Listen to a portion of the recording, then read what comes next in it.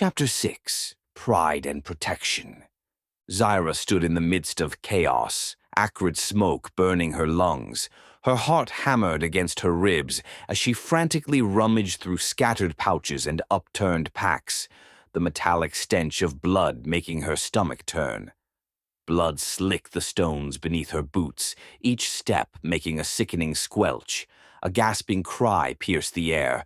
Doreen lay motionless on the cold temple floor, an arrow protruding from her side, her face ashen. Ilara's twin swords, usually a lethal dance of steel, lay silent on the ground, their wielder slumped against a pillar like a broken marionette. At the doorway, Morthal struggled to keep his warhammer raised, his armor streaked crimson. His breath came in ragged heaves that echoed off the temple walls. One more step, and an orc's rusted blade threatened to open him from shoulder to hip. Balin fared no better, pinned down with a half-dozen arrows bristling from his broad frame. With each thundering heartbeat, more green-skinned raiders poured through the temple's crumbling walls, their war cries drowning out all other sound. Despair clawed at Zira's throat as she clutched at her belt pouches, searching for the one precious item that might save them. Her fingers trembled, fumbling with clasps and ties until... Yes, they brushed against cool stone. A sending stone. She snatched it up, raised it to her lips. Sildar, we need... Her plea died in her throat as a bone-shaking roar cut through the chaos. The ground quaked beneath her feet as a massive shadow fell over the battlefield. Zyra turned, her blood freezing in her veins, to see a hill giant stepping through the ranks of orcs. Its laughter echoed like thunder in the confined space, massive club already raised high, its eyes, cruel and hungry, locked onto Morthal. No! Not like this! Zyra screamed, her voice raw. Her hands trembled as her vision blurred, and everything seemed to move in slow motion. Just as the giant's club began its deadly descent toward Morthal, Zyra jolted awake with a strangled gasp, her nightclothes drenched in cold sweat. For a terrifying moment, she was still in that nightmarish temple, the giant's laughter echoing in her mind. Where am I? She thought, heart pounding against her ribs as her eyes darted around the darkness. Gradually, the quiet hush of the dwarven excavation site came back into focus. The ancient temple, half buried in the Sword Mountains, where she and her companions had made camp after repelling those monstrous oozes. A harsh shout from outside shattered her lingering confusion. Orcs! Morthal's voice carried the unmistakable edge of urgent command. Zyra scrambled from her bedroll, her nightmare's echoes still clinging to her thoughts. Her dream, that monstrous vision. How much was prophecy, and how much mere nightmare? She shoved the thought aside, fingers fumbling to throw on her tunic. No time for fear now. She burst out into the temple courtyard. The weak dawn light struggled against the swirl of torch flames and the thrashing forms of orcs. Morthal stood in the middle of it all, illuminated by the faint glow of early morning and his warhammer gleaming across his shoulder in the flickering light. Fall back! Morthal's voice cut through the chaos with commanding clarity. Into the temple! Defend the doorway! The words were wise, a solid tactical decision that could have kept the party alive against the onslaught. But Morthal ignored his own command, his warhammer raised high as he charged toward the crumbling outer gate. He was determined to keep the orcs from pouring in at once, even if it meant facing the brunt of their attack alone. He's running straight into them. Zyra's voice carried a desperate alarm. He's going to get himself killed. Her eyes darted to the temple doorway, the logical defensive position, where they could funnel the orcs and hold them off effectively. But instead of safety, chaos erupted around her. Doreen, all reckless fury, sprinted toward Ilara's motionless figure. The elf sat cross-legged, locked in deep meditation, seemingly oblivious to the carnage erupting around them. Zyra, Doreen's voice cut through the din like a blade. Help me. I need to protect Ilara.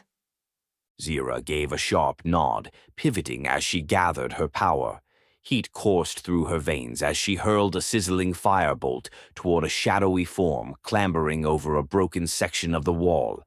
The orc ducked at the last second, and the fiery streak seared harmlessly through the dim sky, leaving the acrid smell of scorched stone in its wake. Meanwhile, Balin stood frozen at the threshold of decision, his warrior's instincts screaming at him to hold the doorway. It was the logical choice, but something gnawed at him.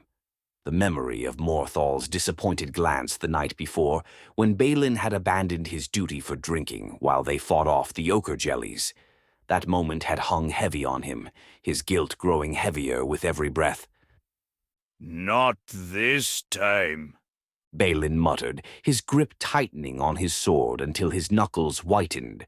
He surged forward, leaving the safety of the doorway behind. The weight of Morthal's earlier disappointment drove him forward. If the cleric was willing to risk his life to hold the gate, then Balin would stand beside him, redemption be damned. His broad shoulders heaved with determination as he rushed to Morthal's side. Together they formed a wall of steel against the tide of orcs.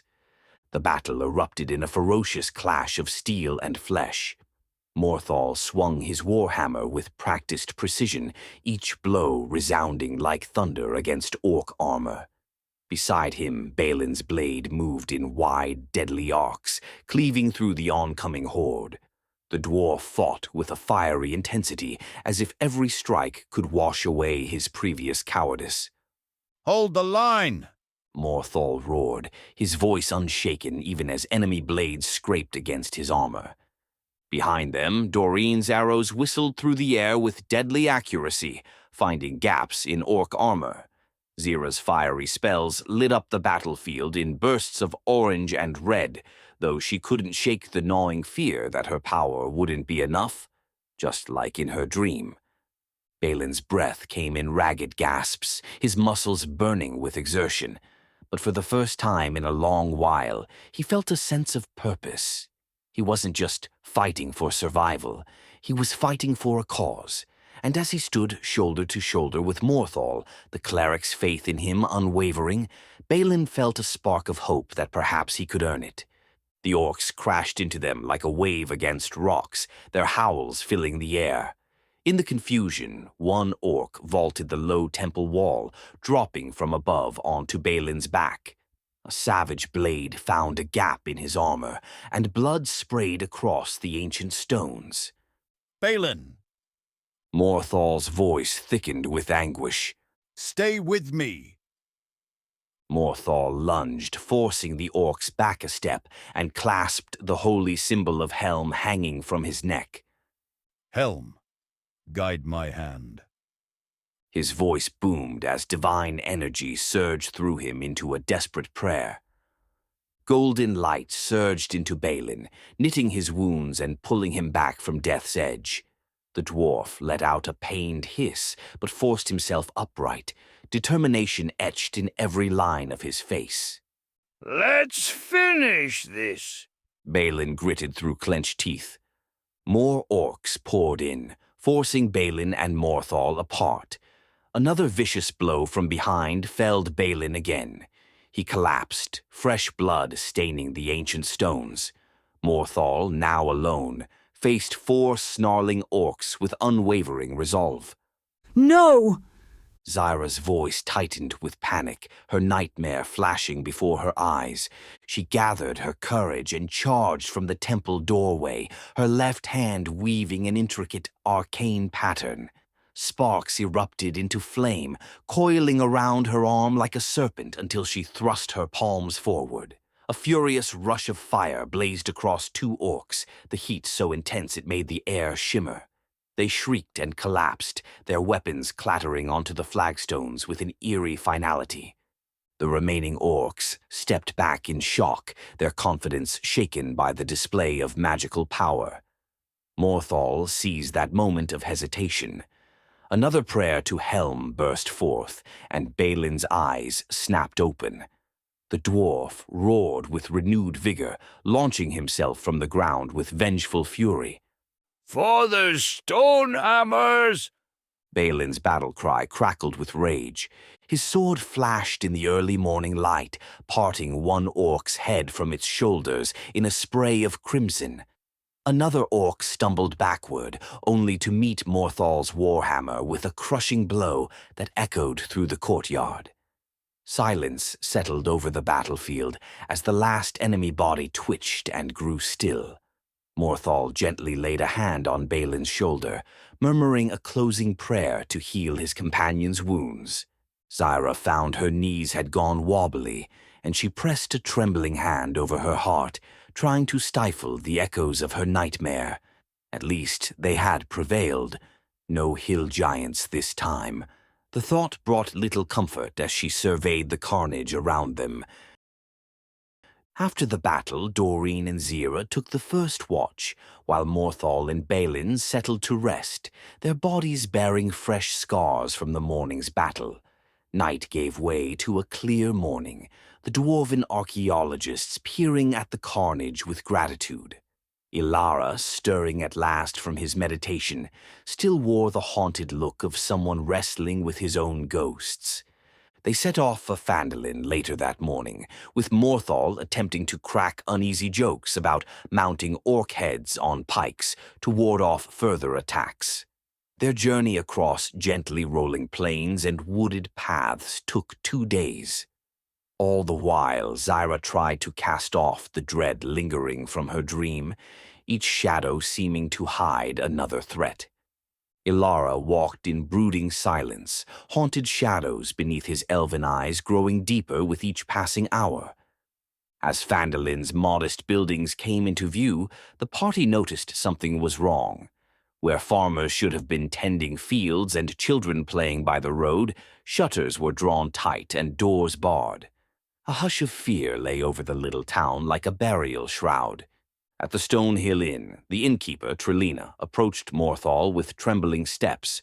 Her voice quavered as she recounted how the Red Brands, a gang of thugs, had murdered Tren Drendar in cold blood when he tried to protect his wife, Myrna. Now Myrna and her children were missing, and the townsfolk feared the worst. Please, help us. Trelena's eyes welled with tears. I don't know who else to turn to. I fear for Myrna and the children. Morthal's eyes hardened with resolve, but before he could rally the group, Zira let out an exasperated sigh. She ran a hand through her hair, grimacing at the non-existing dirt that came away on her fingers. No offense, Zira drawled. but after that orc ambush, I need a bath. I refuse to step into another fight caked in grime and smelling like a troll's armpit. Doreen rolled her eyes. Suit yourself, princess. Zira merely tossed her hair and headed upstairs for the inn's lone copper tub, determined to wash away both the grime and the last fragments of her nightmare.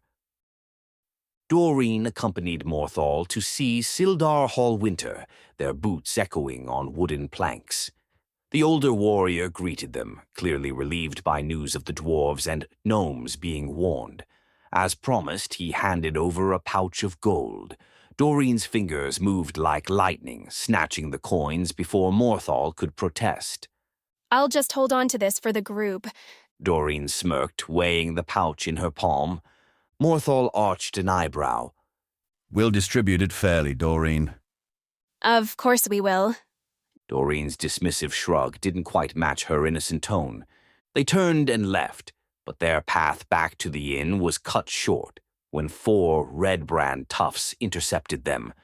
The thugs demanded gold, their threats directed at both Morthal and Doreen with drawn blades. Fury flared in Doreen's eyes, while Morthal's face darkened like a gathering storm.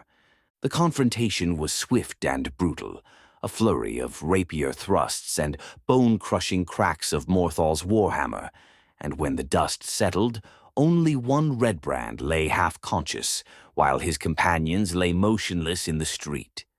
Doreen kicked the nearest body, her boot connecting with a dull thud. That's what happens when you threaten me. Together, they dragged the moaning prisoner toward the town hall, where they found Mayor Harbin cowering behind his desk. At the sight of a bloodied red brand, Harbin let out a squeak of terror. Harbin's voice shook. You can't bring them in here. You've provoked them. Provoked the red brands. This is your fault if things get worse. Morthal's voice was stern. They attacked us, Harbin. We defended ourselves. Harbin wrung his hands. Yes, well, that doesn't matter. They won't stand for this. Doreen bit back a furious retort, nearly lunging at the mayor. Morthal took a deep breath to steady himself. Sildar caught up with them moments later, also alarmed by the Red Brand's presence. A guard room was hastily cleared for Morthal, Doreen, and Sildar to interrogate the captive. The Red Brand slouched against a rough wooden chair, sporting a split lip and a nasty bruise across his temple. He sneered at them, his eyes filled with malevolent confidence. Morthal spoke calmly. We want answers. How many are you, and is Tresendar Manor your base? The prisoner spat on the floor, his voice dripping with arrogance. All you need to know is Glassstaff's going to skin you alive. He'll avenge me and every one of the red brands. You lot are already dead. Doreen crossed her arms. I've heard bigger threats from sewer rats. The Red Brand smirked. Why would I tell you anything? You're not making it out of Phandalin alive anyway. Doreen frowned, her grip tightening on her rapier. Sildar placed a hand on her arm, silently warning her against violence. The rogue shot him a pointed look. Morthal said softly but firmly, Enough. That's all we're going to get out of him. Let's take him to Harbin's custody, or what passes for it, and decide the next move. Doreen's eyes flickered with anger. Locking him up won't help. We should handle this scum now. The prisoner actually laughed, sure in his belief that the Red Brands would soon set him free. Morthal's face hardened as he nodded to Sildar. Together they hauled the Red Brand to Harbin, who shrank back in horror, pleading with them to let the thug go rather than risk the Red Brand's wrath. Harbin's voice trembled. Don't you see? You have provoked them. Release him. Let them think it was a misunderstanding. Anything, please. Doreen's temper snapped. He murdered an innocent man and just attacked us. Myrna's probably next. And you want to let him walk free? Morthal forced himself to remain calm. Doreen, we do this the right way. Doreen's voice rose, shaking with fury. The right way? You mean the coward's way. Letting murderers roam free so you can sleep at night thinking you've done the noble thing. You, Harbin, and Sildar. All of you spineless fools. She jabbed a finger at them, her words lashing like a whip. If you're too weak to handle this, then just turn your backs for a moment and I'll take care of it. You won't have to dirty your precious hands since you're too scared to do what's right. Morthal's expression tightened, but he didn't respond, his calm demeanor unwavering. Harbin shrank back, his face pale, while Sildar's jaw set in restrained frustration. Doreen shook her head sharply.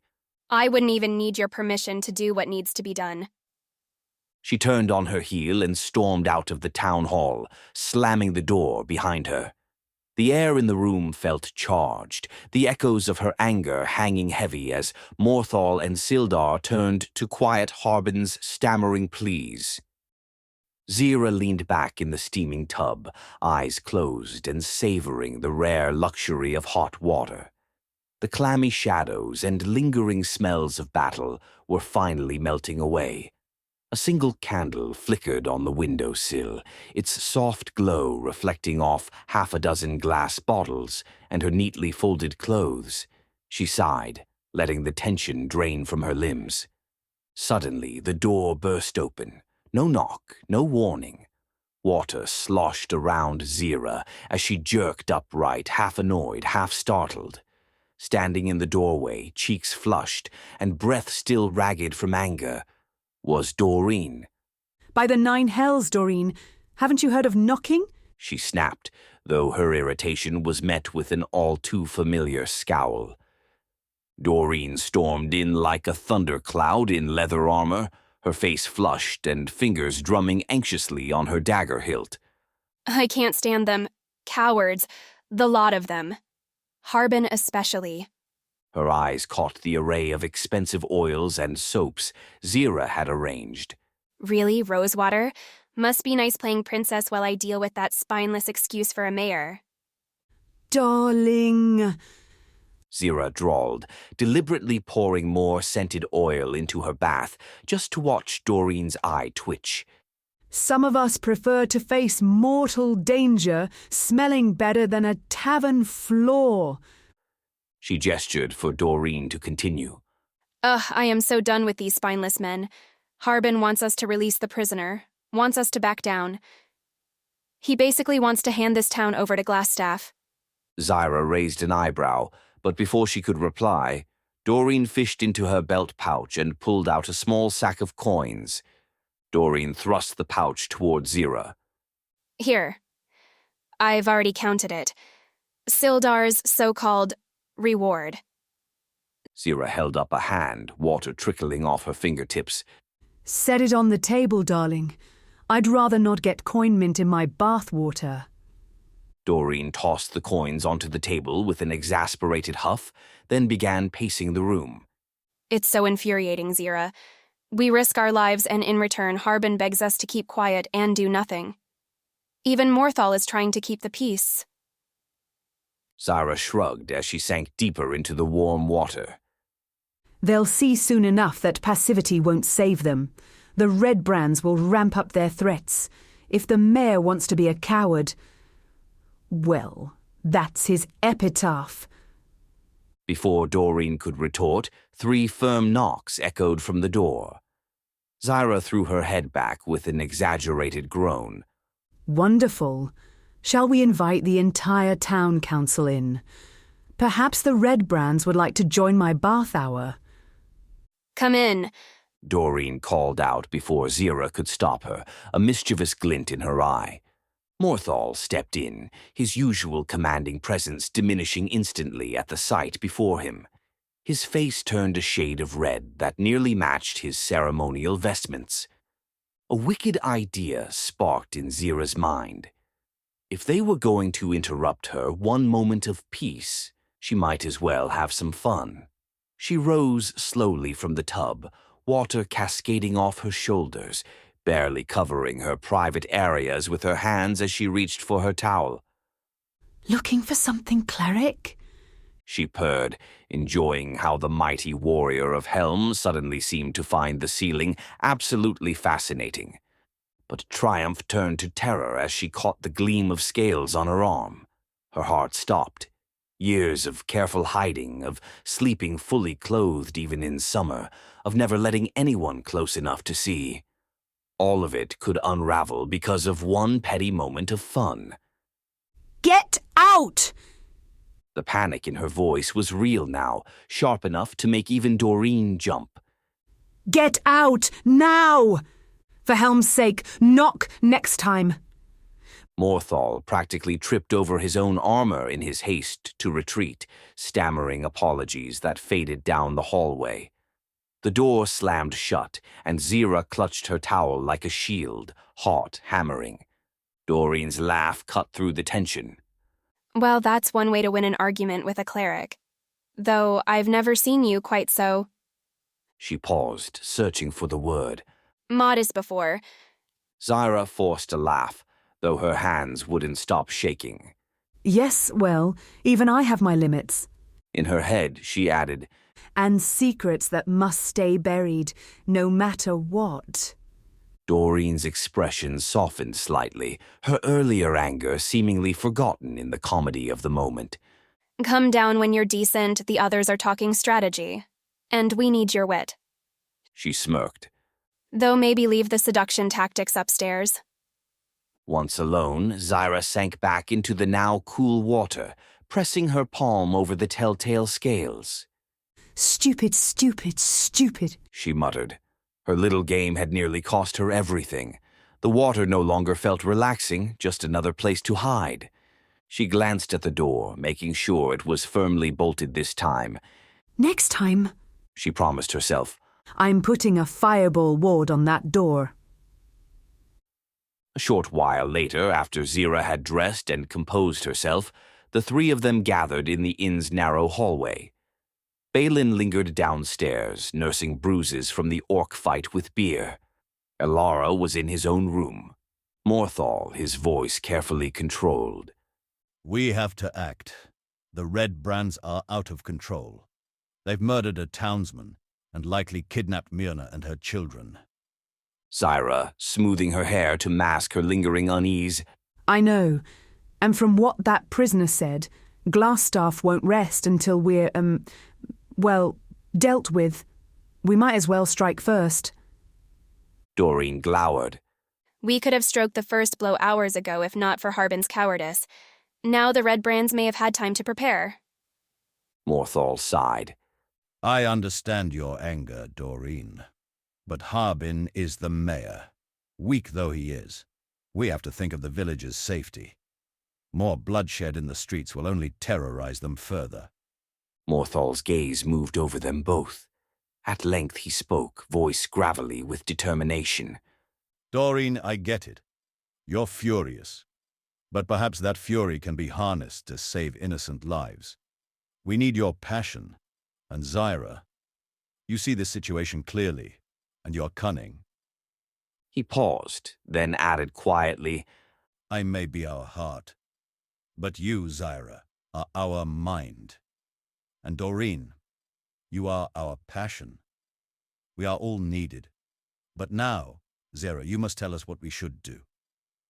Zyra's surprise flashed in her eyes. She'd spent so much time hiding her insecurities, even manipulating others to mask her vulnerabilities. Here was Morthal trusting her with the final call. Zyra lifted her chin. We take out Glassstaff. Quietly if we can, but swiftly.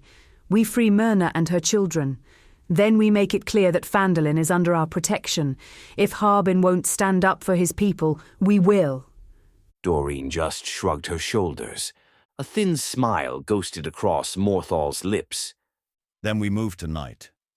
Let's collect Elara, try to rouse Balin, and head to Tressendar Manor.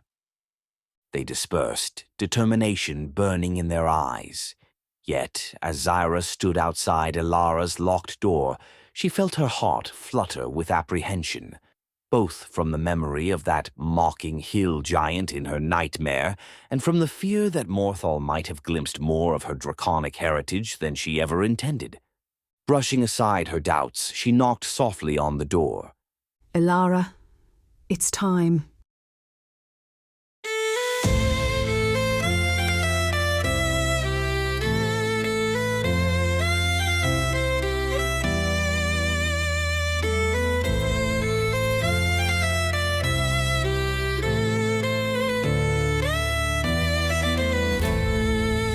Deep runs the strike of our blade. Our hatred will never fade. No mercy dwells in our hearts as we tear their world apart. In our weapons lies our fate, too far gone to hesitate.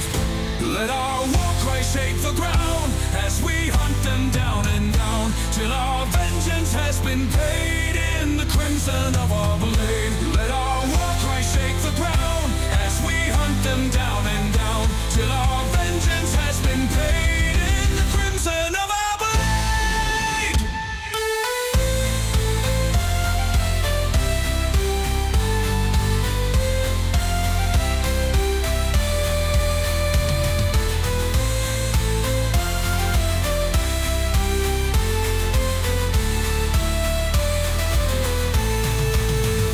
Break their chains and break their crown. Watch their mighty towers down. Not by gold or by their plea, Feel our wrath, now let them free. We will never tire or yield till their blood stains every field. Let our war cry shake the ground as we hunt them down and down till our vengeance has been paid in the crimson of our blade. Let our war cry shake the ground as we hunt them down and down till our vengeance has been paid in the crimson of our blade.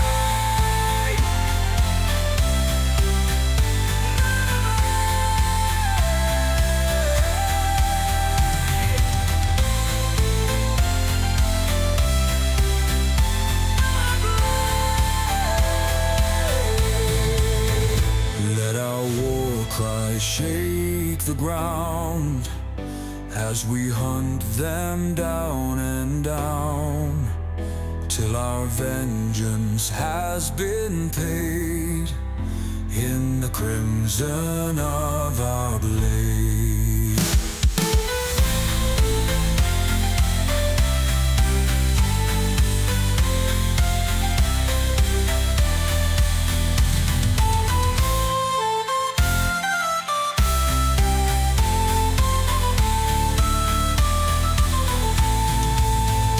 Let our war cry shake the ground as we hunt them down and down till our vengeance has been paid in the crimson of our blade.